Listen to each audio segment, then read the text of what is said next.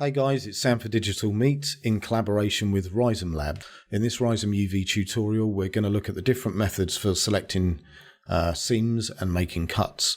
So let's get started. First of all, I'm going to need an object inside Rizom UV, so I'm just going to export a model from Cinema 4D using the Rizom UV bridge. So I'm going to export this duck here. So with that selected, I'm going to click on my shortcut to the Rizom bridge. That should automatically open up Rizom UV, and here we've got our duck. You can see it in the 3D view here and in the UV view, and as you can see, it's not been flattened, it hasn't got any UVs. Okay, so now we can start talking about cuts. To begin, we're going to need to be able to select the edges we want to cut. So we're going to need our select tool enabled. This can be found in the edit mode panel, and it's at the top here. It's already selected for me. Next, I'm going to select edges. You have a choice between vertex, edges, polygons, and islands. So I'm going to choose edges. This is typically how our seams are selected before cutting. This is not true of all cases, but we'll get back to that later. Next, we have our methods of selection. We have the rectangle area tool, which is already selected here, and you can make selections by a simple click and drag. Anything inside of that gets selected. Next is the lasso mode, and that can be clicked and dragged, and then you can basically draw out a path. Anything inside of this path is selected.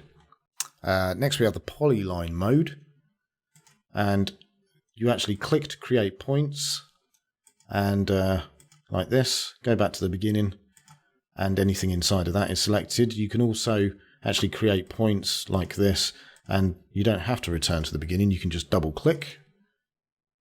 And lastly on our list we have the circle mode. Simple click and drag creates this circle, and anything encompassed inside of it is selected. I'm going to go back to the rectangle mode because that's my preference. On another note, you'll notice that when I make a drag selection like this, and then flip round to the other side of the model, you can see that only the visible edges were selected. Well, if you did want to select through the object and include the edges that can't be seen, this can be achieved by going into wireframe view and then making your selection. So we've got wireframe view up here. So let's go into that. And it's actually quite difficult to see because the background is black. So I'm going to go into edit, preferences dialog, and it says 3D background part, and it's set to black, and I'm actually going to change this to a grey, something like this, and OK that. There we go. I think that may be a bit too light. There we go.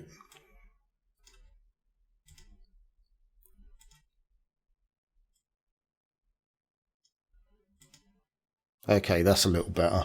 So now we're in wireframe view, and I can see my duck. I'm going to click drag like this, and as you can see that it's selected all of the edges on the other side there. Let's get back to wireframe shaded view. Okay, so a single click selects one edge, and a double click selects a loop. So if I double click an edge there, you can see that it's been looped. If I do it on its beak, it should go all the way around, and we've got a nice edge loop there. If you'd like to see the part of your selection that is being occluded by our object, we can use the see-through selection mode. So as you can see, I can see this part of the loop on the beak of the duck, but I can't see this stuff here. And if I did want to, I can click on this, and it gives you kind of like a lightened preview of that loop through the duck's, is it bill or beak? Yeah, it must be bill. Okay, so yeah, there it is toggling on and off. Okay, back to loops. We now have the ability to control our loop selections and their reach. You'll notice on the right hand side here, we have a bunch of parameter tabs. These tabs change dynamically based on the mode we're in. So I'll demonstrate that quickly by flipping over to polygon mode. Keep an eye on the menus on the left, on the right there. If I click it, you'll see that they've changed. And if I go back to edge, they've changed again. The tab that we're interested in at the moment is the edge loop parameters. So I'm actually going to go there and click on the name there, and it unfolds the the tab. Let's start with edge count limit. So we can enable edge count limit by clicking the enable button. When this is enabled, we can limit the reach of our loop selection. So I'm going to set the edge count limit to something low like 3. So let's change this value to 3. And if I were to attempt to make an edge loop now, it will be restricted. So I'm just going to choose this here. And as you can see, it's been limited to 3 edges either side of my selected edge. Let's do it here as well. So there you go. There was my selected edge, and we've got 1, 2, 3, 1, 2, 3. And obviously if I change this to a larger value, it would then be a larger value when I double click. Also in the edge loop parameters, we have angle limit. So let's disable the edge count limit and enable angle limit. The angle limit parameter allows us to restrict loop selections based on an angled threshold between edges.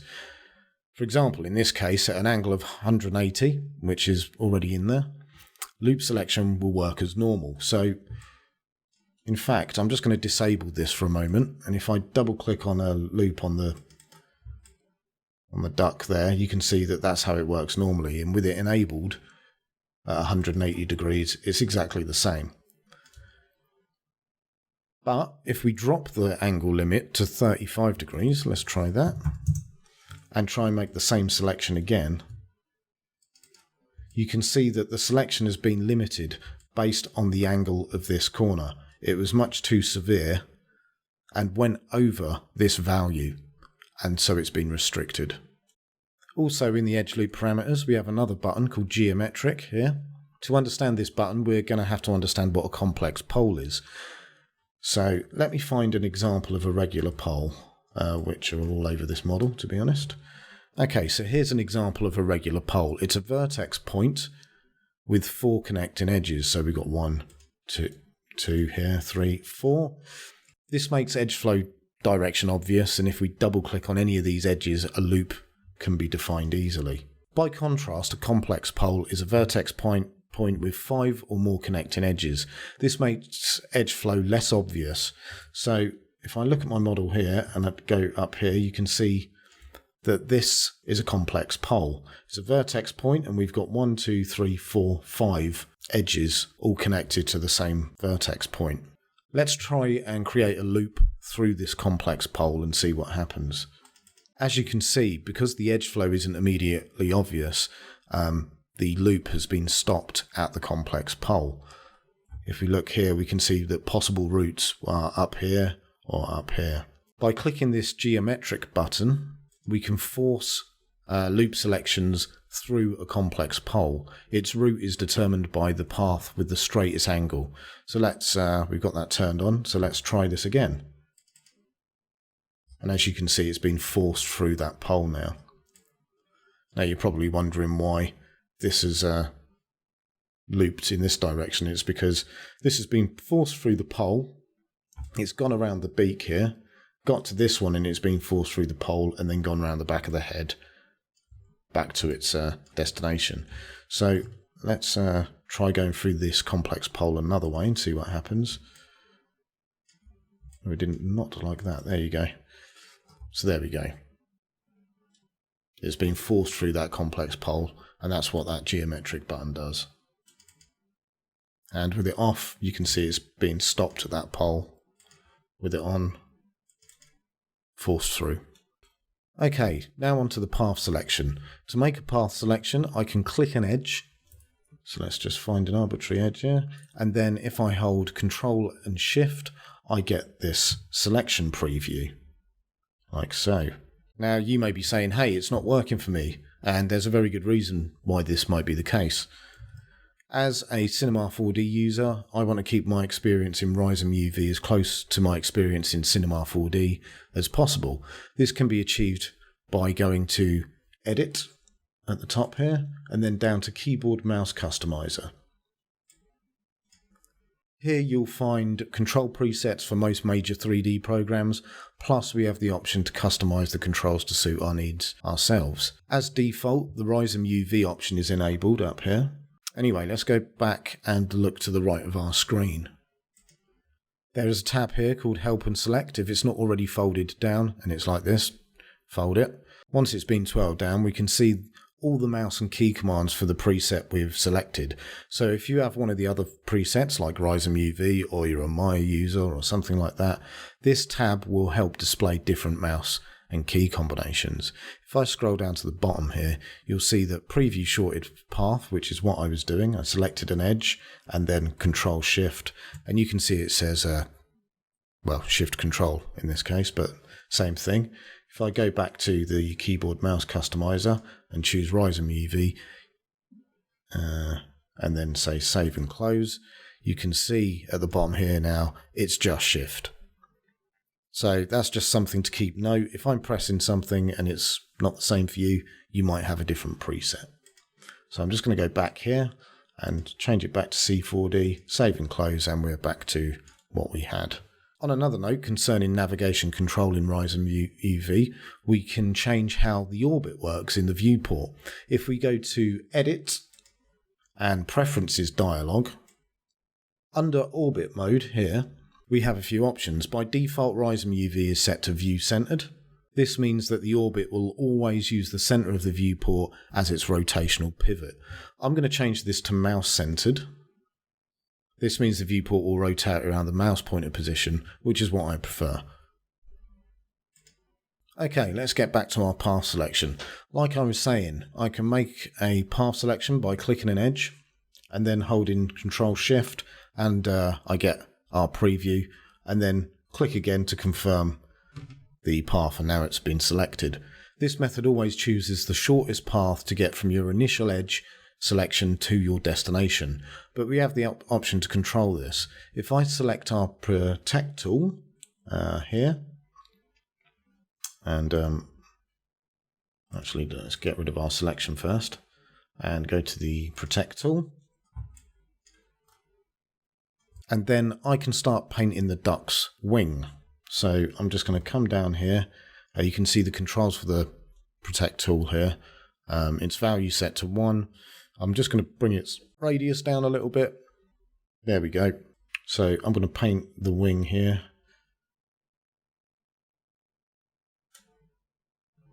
Like so. Just fill it in. So there's our Protect map, if you like. And now I'm going to return to the Select tool, and I'm going to try and make a path selection through our painted area. So if I select an edge here and then hold Control Shift and go to the other side, you can see the area has been protected and our path is now actively finding a new route around this area.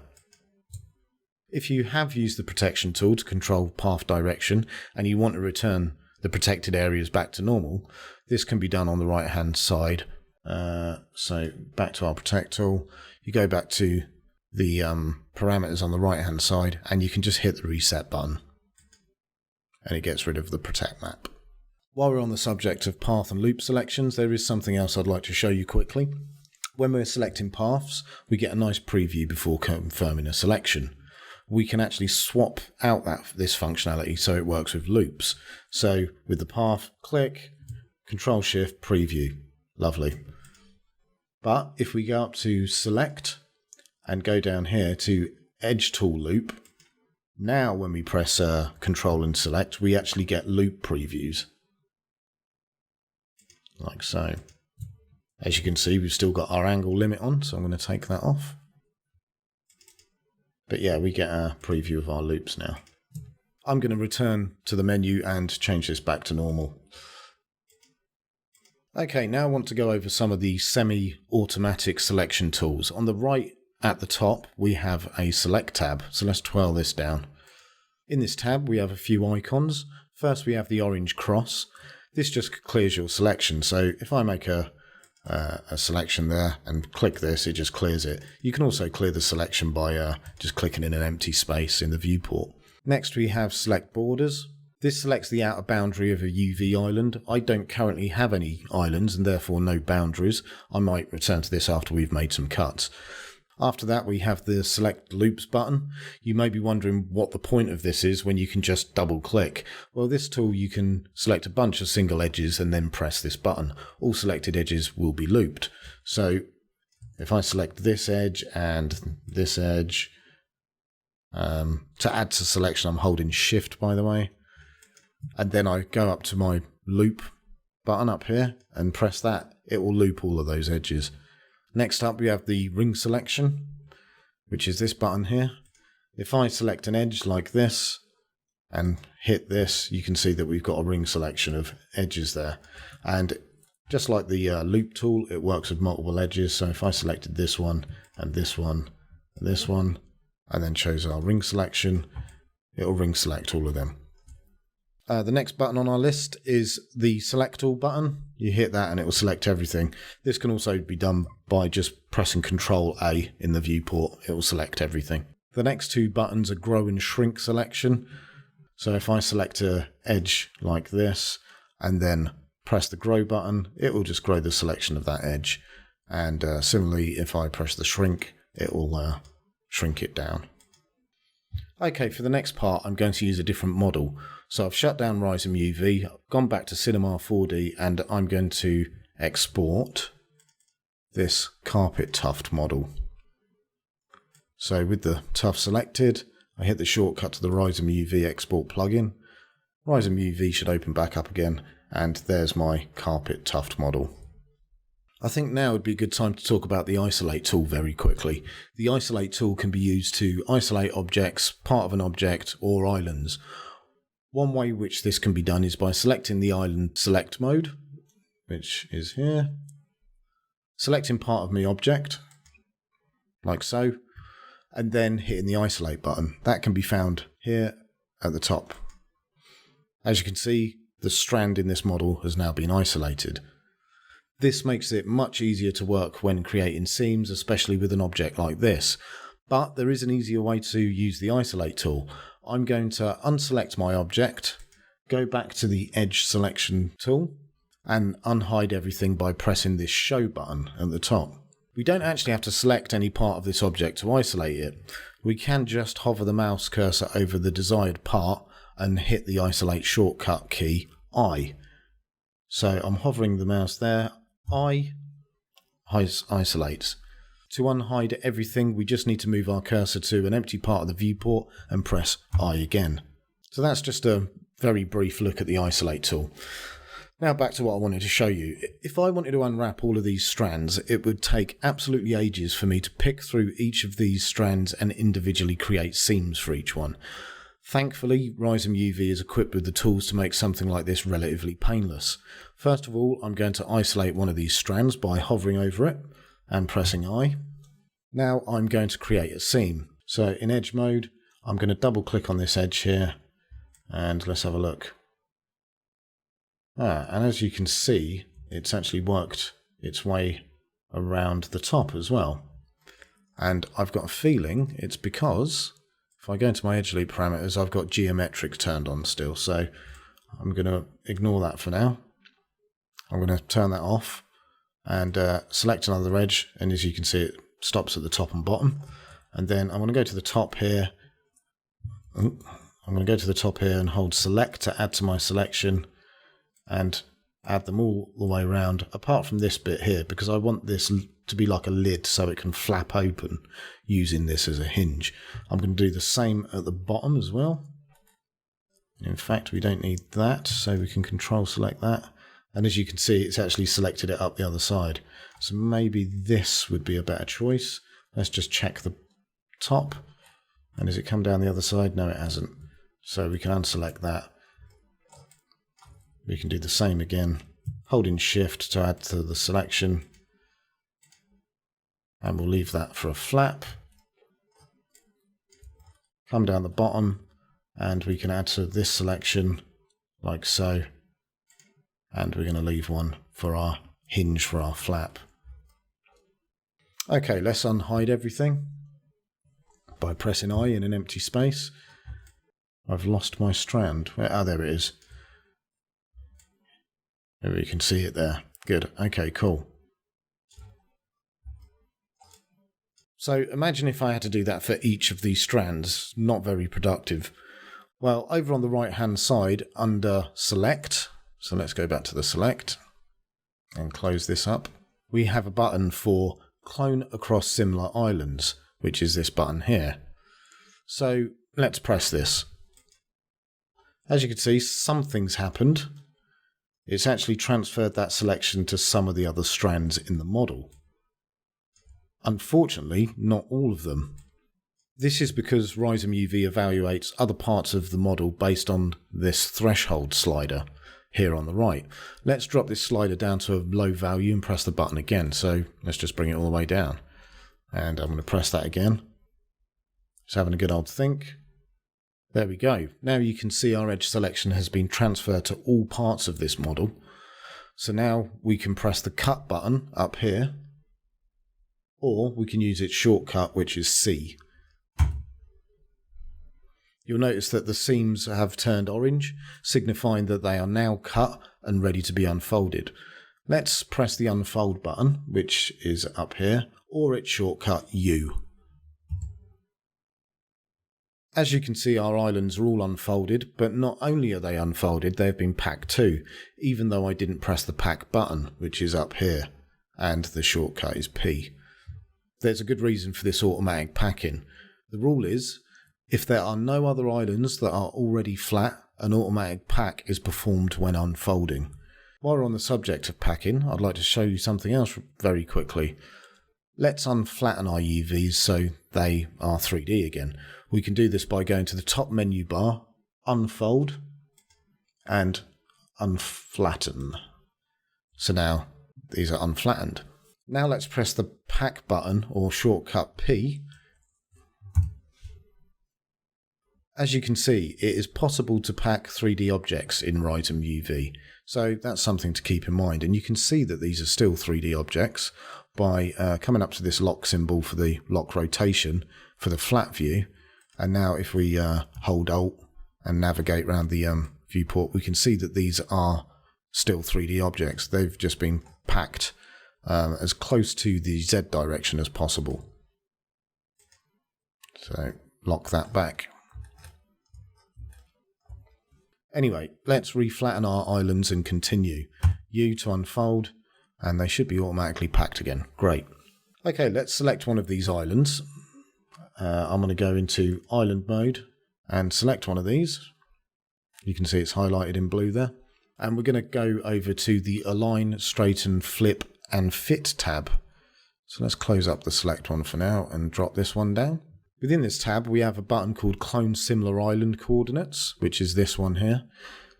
So I'm going to just press this button. As you can see, it appears that all of our islands bar one have disappeared. What's actually happened is that all of our islands have been stacked upon each other in the same location. So if I select this top island here and then hold space, I can then drag this off. And you can see that they've all been stacked on top of each other. So I'm just going to undo that by Control-Zing. This could be especially useful if you wanted all of these strands to be textured the same. This way all these islands can share the same part of a texture map.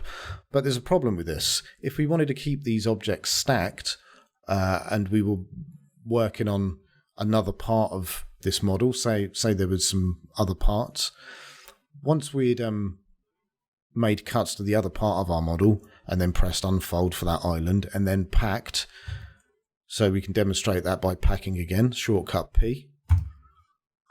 All of these islands are separated out again, which may not be what you want. A better way of stacking our objects and keeping them stacked would be to go to Island Groups tab at the top. So if I go up here and open up Island Groups, we can select one of these objects and press Group Stack. Now our islands are stacked on top of one another, but they don't get separated when we press the pack button because they are in a group labelled Stack. So I'm pressing the pack button. It's utilised as much of the UV space as possible, but all of our islands remain stacked. Okay, let's move on. First, let's remove our islands from this group. We can do this by selecting the group label at the bottom here and then pressing Control G. that will remove our islands from the group. In fact, it completely gets rid of the group. Now let's pack these to lay flat again and zoom into one of our islands. Now I'm going to show you something very cool. We've all seen that if I select an edge and hit C, so if I do this and hit C, it makes a cut. Fine, but we can actually combine cutting and unfolding at the same time. So now that I've undone that, let's go to the Seams tab at the top, which is up here. We can enable the Live Unfold button, which you'll find here, Live View. Now when we make a selection and press C, we get an unfold operation too. Let's just undo that cut. I'll make a smaller one using path selection. So click there, path select, click there, and then hit the C key. And there you go. You get an unfold iteration as well. Let's undo that cut. This actually gets even better. I don't even have to make an edge selection to make cuts. I can just hover my cursor over the desired edge and press the C key. This is a lot like using a pair of scissors, and it's very, very intuitive. This actually works with welding as well. Up here you'll see that next to the cut button we have this button, which is the weld button. This is basically the opposite of cutting, and the shortcut for weld is W. So if I hover over one of our cut edges and press W, it will weld them back together. We also have a button called Live Optimize, which is up here next to the Live Unfold button. This tends to work better with larger islands. We're not going to cover that here because the Live Unfold button actually incorporates an optimize iteration as part of its functionality. Let's disable the Live Unfold button and put it to off for now. And let's talk about welding. Like I said, welding is the opposite of cutting. You can take already cut edges and weld them back together. So actually I'm going to turn on the Live Unfold and make our cuts again. There we go. And then I'll turn that off. Let's start by selecting one of our cut edges. Notice how not only is our selected edge is coloured blue here, but the corresponding edge it was cut from is also highlighted with a darker blue. This signifies the edge that will be connected back together when we perform a weld. I'm actually going to load another object to demonstrate this better. So let's close Rizom UV for now. And I'm going to hide the carpet tough model. And I'm going to export this bracket model.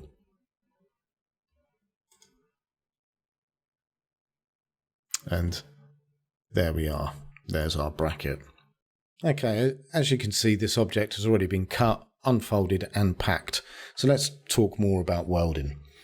I'm going to double click on an edge. This one here. And we can see it's been highlighted, and up here you can see its corresponding edge in darker blue on this island over here. I'm going to switch to island select mode by pressing F4. And select both of these islands, click, shift click, and then by holding space I can drag these islands out of the way to make it easier to see what's happening. So I'm just going to drag them out of the UV space. Oh, forgot to hold space then, there we go. Now we have our islands out of the way, I'm going to go back to edge mode and make sure our edges are selected, then press the weld button, which is located here at the top, or the shortcut W. You'll notice the island with the edges corresponding to our edge selection have been repositioned, rotated, and no longer has a cut at our selected seam. So if I just do that again, you can see that that's where our selected seam was, right on the edge there. And if I press W, the corresponding island comes to this island, is positioned, rotated, and is welded. So I'm just going to undo that. Inversely, if I select the edges on the other island, here, right at the edge there, oh, there we go, and press W, the other island comes to it. Okay, so let's undo that. Alright, let's move on and look at another weld tool. I'm going to set up a use case by making a cut through the middle of this island here. So I'm just going to select an edge, and I'm going to Control Shift to make a path and make a cut selection like that. Press the C key so it turns orange, and we've got our cut. As you can see, this has been misshapen. You're probably wondering why, and it's because we've still got this live unfold button on. So I'm just going to undo that, turn that off, and then make my cut again. There we go. Now, if I select a load of edges at the bottom here like this, and then press Weld, W key, you can see that all islands associated with those edges are brought to my selection and welded. And to be honest, it looks like a bit of a mess. Let's back up and undo with Control Z. Okay, so this time I'm going to weld by pressing the Weld Self Island button. And you can find that up here. It's underneath the normal weld on the left. So let's just hit that. As you can see, the cut in the middle of the island has been welded, but the cuts that are outside of this island, or between islands, have been completely ignored. We can also do the opposite of this. So let's undo and get our cut back. So there we go, we've got our cut in the middle there. This time I'm going to select a bunch of edges and press the Weld Across Islands button, which is underneath the weld tool on the right, this one. As you can see, the cut within the island is still present, but the borders or cuts between islands have been welded. You'll also note that the connecting islands position has not been transformed. This will be changed so they are transformed in a future version of Rizom UV. So let's undo that. It's important to know that these tools not only work in edge mode, but they also work in other modes too. For instance, if I go into island select mode, here, and select our island with the cut down the middle, then press Weld Self Islands, you can see that it welds the cut within the island, just like it did in edge mode selection. This is also true of cuts. Let's unflatten our object and weld our islands back together. So I'm going to go up to the top here, unfold, unflatten, so you can see that it's there. And then I'm going to Control A in island mode and press the weld button. Okay, now I'm going to select the polygon selection tool and select some polygons on our objects. So I'm just going to select these ones up here, some arbitrary choice, and now I'll hit the cut shortcut C. As you can see, cuts have been made at the border of our polygon selection here. I'm going to undo that. Now that we're in polygon mode, you'll notice that we have a tab on the right called Magic Wand. So let's open that up. This is a really useful tool. So let's enable deviation mode. You can find that here. It's a little button. It says deviation, and we'll enable that. And you can see that the sliders that were grayed out before have now become active. Now if I hover my mouse over the model, you'll see that certain parts of it have been highlighted. This highlight is a preview of what will be selected if I left click. So there you go, I left click. So what determines what's being highlighted?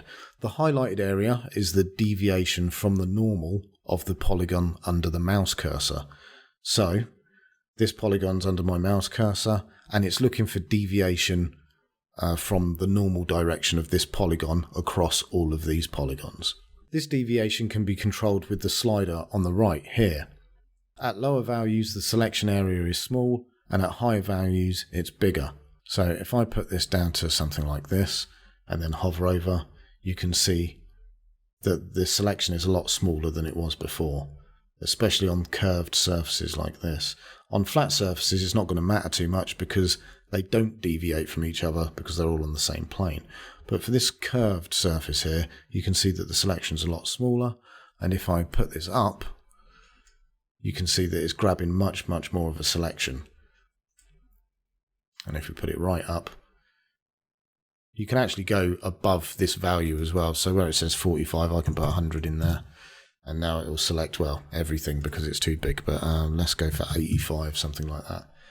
So you can see that it selected that entire curve there and stopped here. And we can select the entire top.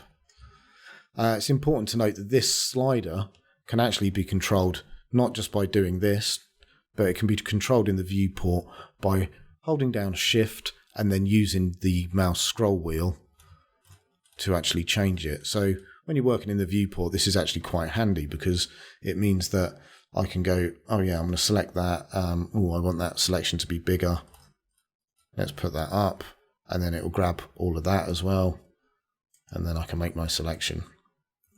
Let's turn off deviation by clicking this button, and let's choose edge. This method compares the normal of neighbouring polygons, and the threshold can be controlled by the max edge angle, which is here. So I can select this. Again, it's very similar to the deviation tool in some ways and not in others. But yes, we can actually, there we go.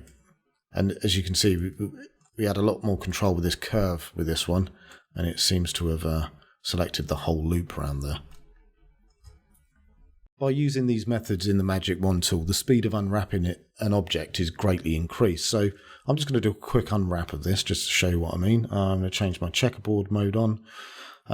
Select this. I'm going to press C for cut, so you can see the cuts there. Then U for unfold, and then I'm going to press H to hide that. And then move on to the next one. So I can choose this now, press C to cut, unfold, and hide. C, unfold, hide, C, unfold, and hide. And I should imagine you get the picture by now. But I'm doing this bit sloppy because I don't want to be here all day. But you can see the benefits of this tool and how quickly this is actually helping me out. I think I made a mistake there. C U H C U H. Yeah. Okay. So I'm actually just gonna grab all of this and hide that stuff. Can I do that? Yeah, there we go. So I'm just left with what I've unwrapped. So we can select all of that, and then I'm going to pack it. So very, very quickly, I was able to, unwrap all of that stuff there. So the Magic Tool also has some options that allow us to finesse our selections too. To demonstrate this, I'm going to import yet another object. So let's close down Rizom UV. And I'm going to hide this bracket. And we've got this scanned model of a nymph. So let's press that. Let's make sure that she's, good. So select the nymph. I'm going to use the export plugin. Import polygon mesh has some, it's got a bit of a dodgy topology. This one, you can see that there's a missing poly or something there, or it's it looks like a non-manifold edge actually, but we can ignore that for now. It's not too much of an issue. Okay, so I'm going to go into my polygon mode, and I'm going to use Magic Wand. I'm also going to use the edge mode. That's already on. And I'm going to use a max edge angle of, 14, something like that. And make a selection near the base of the model. So if we come down here, you can see there's a lot of overflowing, cloth or something. And we've got this section here. So I'm just going to make a selection there. As you can see, a polygon selection has been made, but it's got some holes in it here. This is due to the max edge angle setting here. I could change that slider value, but it may change the reach of the rest of the selection. So if I affected that, then the reach of these parts here might change, or it might flow over into this bit here. So what I want to do is actually close these holes up, but not actually take the selection any further. Now I could go in and hold Shift and just go through and do this, I suppose. But there is a better method. So let me just undo. We'll make our selection again. This is where the select isolated groups slider comes in. So if you look over here, we've got this select isolated groups. If I increase the value of this to around halfway, something like this, and try and make that same selection again, you can see that that selection now has the holes filled in. And there we go, there's the selection. So the selection is exactly the same, but this threshold is looked for the holes in it and gone, yeah, okay, I'm going to fill those in. Next, bring this slider back to 0 and have a look at the smoothing slider.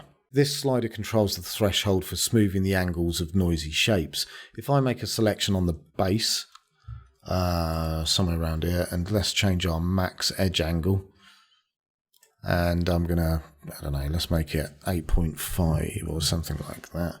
Yeah, okay, cool. So I can actually adjust the reach of my selection by increasing the value of the smoothing slider. So this is my selection now, and if I crank up the smoothing slider, something like this, you can see that it reaches out a little bit more. And you can also see that we've got some holes here as well. So we can actually use a combination of smoothing and this select isolated groups. And you can see that where these holes are, they're now being filled in. It's probably quite evident now that using a combination of these sliders and tools will give you a total control over your selections. So I think that's going to wrap things up for this tutorial, although I should state that there will be plenty more information about seam selection and cuts coming in future tutorials. Things like auto seams and the upgraded symmetry system were not included in this video because they're hefty subjects and probably deserve their own separate video. Thanks for watching, guys. I'll see you in the next video. For my viewers on YouTube, please like and subscribe, and don't forget to hit that bell to be notified of new tutorials. You can check out content at digitalmeat.uk, where you can filter my tutorials by category and vote in the poll for upcoming tutorials. You can also follow me on social media, links in the description and the footer of my website. If you'd like to help support Digital Meat, this can be done via Patreon or the support page on the website. But if you want to help Digital Meat keep going and bag yourself some extra in-depth tutorial content, the Prime membership is available for purchase in the store. This will grant you access to the Prime membership area of the website. I also have a second YouTube channel called Beef Doctor, which is a bit of a dumping ground for non-3D content and where I'm streaming games. There's a link in the description and the footer of digitalmeat.uk. I hope to see you guys in the chat. Thanks for watching, guys. Bye.